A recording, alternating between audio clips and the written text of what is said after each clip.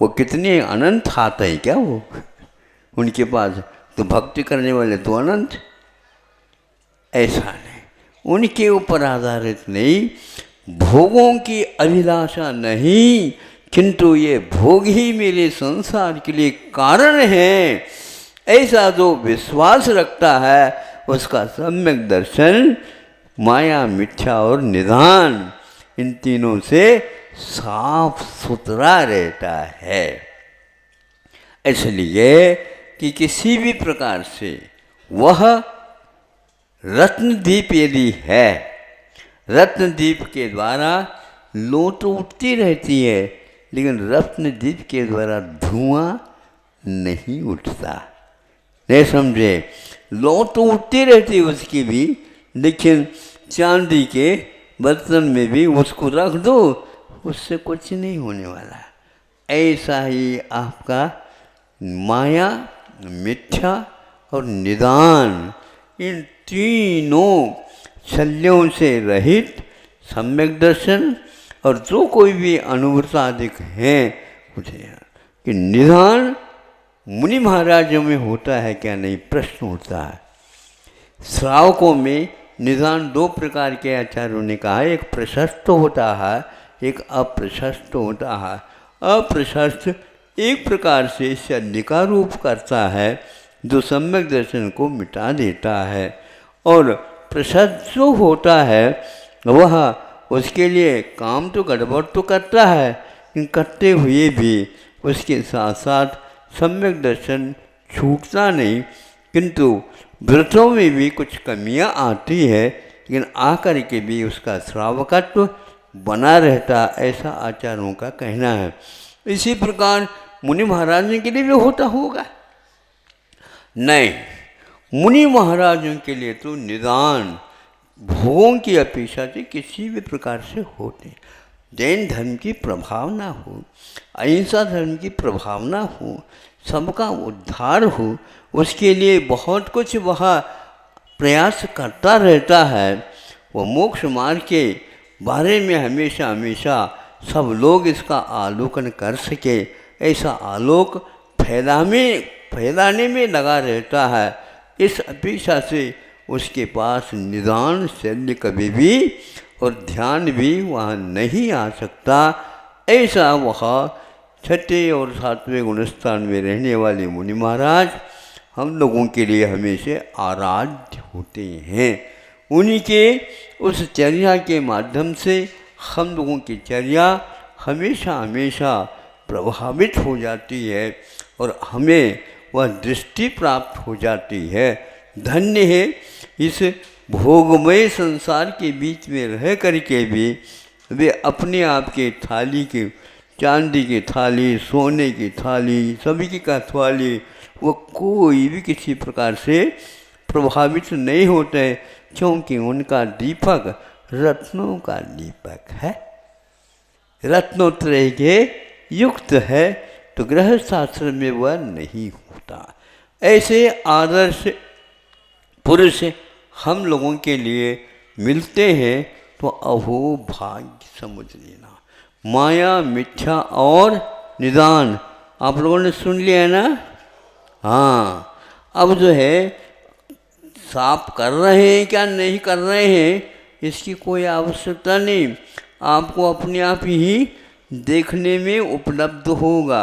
एक बार मान लो आपकी परीक्षा में अंक कम पड़ जाते हैं तो आपको क्या कर दिया जाता? भैया 1 साल तो आपको इसी में रहना होगा। महाराज आजकल तो थोड़ी सुविधा कर लिए, सुविधा फिविधा कुछ नहीं है, किंतु ये ध्यान रखो आप लोग समझ रहे हो के लिए 1 दिन दे दिया है, बाकी शेष वैराग्य के वातावरण में। आज यह गर्भ कल्याण का दूसरा दिन है। कल का भी जो गर्भ संशोधन की बात थी, संस्कारों की बात थी, संसार को हमने सींचा, पल्लवित किया, उसका उपभोग करने का एक बहुत दिन से उपयोग किया। अब ऐसा गर्व, ऐसा जन्म, ऐसा जीवन जिसके बाद गर्व नहीं, जन्म नहीं और भागम भाग नहीं, एकमात्र उस स्वस्थ अवस्था में ही भाग लेने का अवसर प्राप्त हो, ऐसा विश्वास एक साधक को हो गया है। उसी के लिए ये प्रारूप आपके सामने रखा जा रहा है। ये इतिहास भारत का विदित विश्व में बहुत सारे देश हैं, उन किसी भी देश में इस प्रकार के संस्कारों की विधि जो परंपरागत हो, युगों युगों से हम अन्य राष्ट्रों की ओर देखते हैं, भविष्य में जीने की वह तैयारियां हो रही। भारत के इतिहास को पढ़ने से हमें भविष्य की ओर नहीं, होनहार कोई वस्तु नहीं, अतीत में जो घटित है उसको प्रतीति में लाने का प्रयास केवल भारत में ही होता है। वह नई चीज़ की बात खोज करना नहीं चाहता, क्योंकि नई कोई चीज़ है ही नहीं। और ये ध्यान रखिए, फसल अब उग करके आ जाती है और क्या, एकदम उसका उपभोग नहीं होता। ये बात अलग है, यंत्र के युग में उसको दूसरा रूप से उपभोग किया जाता है। भारत में वह विधि नहीं है। वह विधि इसलिए नहीं है, वह एक प्रकार से हमें मस्तिष्क के साथ सब प्राणों को प्राणवान बना देता है। इसलिए हम भविष्य और तात्कालिक जो उपभोग की बात है उसको थोड़े से संस्कारित करते हैं। हम कुछ धैर्य के साथ रहते हैं, तब उसका उपभोग बहुत अच्छे ढंग से होता है।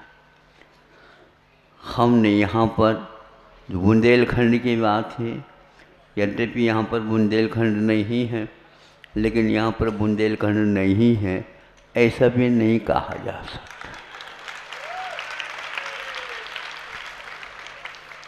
प्राय करके बुंदेलखंड का विस्तार धीरे धीरे होता जा रहा है और उसके संस्कार, एक बात आपके सामने कहना चाहता हूँ कि गेहूँ फसल उगाने के बाद आप उसको ले आते हैं, काटते हैं और घास फूस को अलग करते हैं, केवल बीज को रख लेते हैं और भूसा घास वगैरह जानवरों के लिए व्यवस्थित करते हैं। ये तो हो गया, लेकिन भूसा तो जानवरों के सामने रख दिया। और इन धानों को क्या करते हैं, धानों को करते हैं कि उसको एक प्रकार से स्नान कराते। गेहूं को भी स्नान किया जाता है। स्नान किए बिना वह व्यक्ति स्नातक होता ही। स्नातक होने के लिए एक विधि होती है, तभी वह होता है। 12वीं कक्षा के बाद प्रथम वर्ष, द्वितीय वर्ष, तृतीय वर्ष करते हुए वह क्रमशः स्नातक होता है। वह गेहूँ खाने योग्य तब बनता है किसानों का या उन खरीदने वालों का यह विश्वास है उसको पहले ठंडा कर दो, उसमें बहुत गर्मी है, इसलिए गर्मी को शांत किए बिना उसका किसी का भी उपभोग नहीं हो सकता। हाँ, गर्मी के साथ जो उपभोग करेगा तो नशा चढ़ेगा।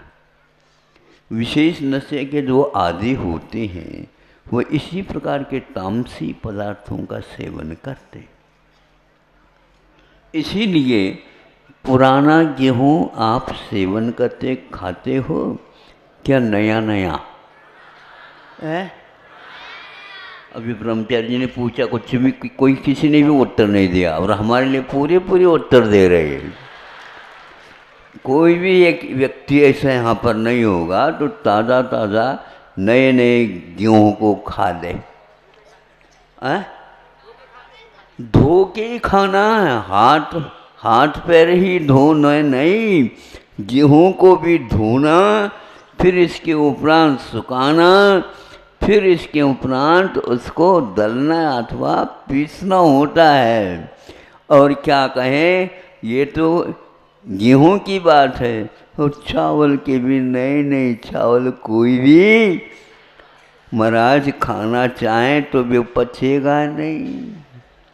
हाँ, इसलिए उसको पुराना चावल को ही क्या होता है, नया नया चावल चुरता नहीं समझे, कितने भी आप चुरवाओ चुरता नहीं है, किंतु पुराना हो जाए तो मांग मांग करके खाते हैं और उस पुराने चावल में डला हुआ घी ही मोहल्ले को भी महका देता है। ये संस्कार की विधि भारत में मिलती है, विदेशों में इस प्रकार की बनाने की पद्धति नहीं है। छत्तीसगढ़ में हम गए थे, उधर से उड़ीसा से हो करके, उसमें देखा उष्णा चावल। ये पद्धति यही है, किसी भी प्रकार से उसको शांत बनाना। तो आप लोग अशांत हो रहे हो, इसके लिए गर्भ कल्याण का क्या स्वरूप होता है, उसको ठीक करना। गर्भ में रह करके भी शांति प्रदान कर सकता है। जब हाय हाय होने लग जाता है तो गर्भ में वह प्राणी आ जाता है, वह अवतार हो जाता है कि यहाँ हाय हाय सब समाप्त हो जाता है। ऐसी दशा में ही ये तीर्थंकरों का जन्म अथवा गर्भ हुआ करता है। देवों को जाकर के पूछ लेना या इंद्रों को पूछ लेना, यह महोत्सव वहीं पर क्यों नहीं करते हैं वो लोग? यहाँ पर आकर के इंद्र बनाने की अपेक्षा वहीं के कुबेर, वहीं के सौधर्मेंद्र, वहीं के सारे 16 स्वर्ग तक के देव, उपेंद्र आदि आदि उनको बिठा करके और विश्व को निमंत्रित कर दे और उनको भी अपनी शक्ति के द्वारा, विक्रिया के द्वारा वहाँ पर ले जाए और महोत्सव मनाए। आज तक ऐसा महोत्सव सुनने में नहीं आया और आगे भी नहीं आएगा। यह धरती ही क्यों चुनी गई और उस धरती में भी विदेश को क्यों नहीं चुना गया? सुन रहे हैं आप लोग? हाँ, तो अमेरिका में गर्भ कल्याण मनाए, नहीं समझे, इंग्लैंड में जन्म कल्याण मनाए हैं, और फ्रांस में जा कर के दीक्षा कल्याण मनाए। अन्य भिन्न भिन्न देश में प्रभावना हो जाएगी। भावना तो अच्छी है लेकिन प्रभावना नहीं होगी और भावना भी विकृत होगी। जिस व्यक्ति को केवल भोग्य पदार्थ दिखता है, भोक्ता नहीं दिखता, वह व्यक्ति इसका कल्याण का स्वरूप समझ नहीं सकता। इसलिए ये आज जो संस्कार के विधान हैं, ग्रंथ हैं, आचार संहिताएं हैं, वे अन्यत्र कहीं भी मिल नहीं सकते। किसके लिए यह जीवन है, इसका यदि आधार मिलता है तो केवल भारत में मिलता है। प्रतिदिन संस्कार के साथ ही आपका सब कुछ कार्यक्रम होता है। प्रतिदिन होता, हाँ प्रतिदिन होता, आज तक होता आया, हाँ आज तक होता आया है। जहाँ पर होता नहीं आया है उसकी बात मैं कहना चाहता हूँ, ये सुन लो पहले। सर्वप्रथम गर्भ कल्याण रखा है, कैसा किया जाता है, क्या किया जाता है। नई नई बहू आई है, सास उसको समझा रही है, देखो बेटा कल जो और मेहमान आने वाले हैं उनके लिए इस प्रकार के भोजन का निर्माण करना है और ये चीज़ें व्यंजन तैयार करना है और इनको इस प्रकार से बनाया जाता है। तो जल्दी जल्दी पात्र को आप धो धा करके लाओ, फिर इसके उपरांत उसमें यह दूध डालो, फिर इसके उपरांत उसको थोड़े बहुत जैसे विधिवत गरम कर लो, फिर इसके उसमें क्या डालो, क्या डालना, हाँ वह जामन बोलते हैं, जमाना है। हाँ दूध को जमाया जाता है क्या दही जमाया जाता है? हाँ दही जमाया जाता है, यही तो बात है। दही नहीं जमाया जाता, दूध को जमाया जाता है तो दही कहलाता है। दही को दही पुनः कैसे जमाएंगे, उसको तो मथेंगे।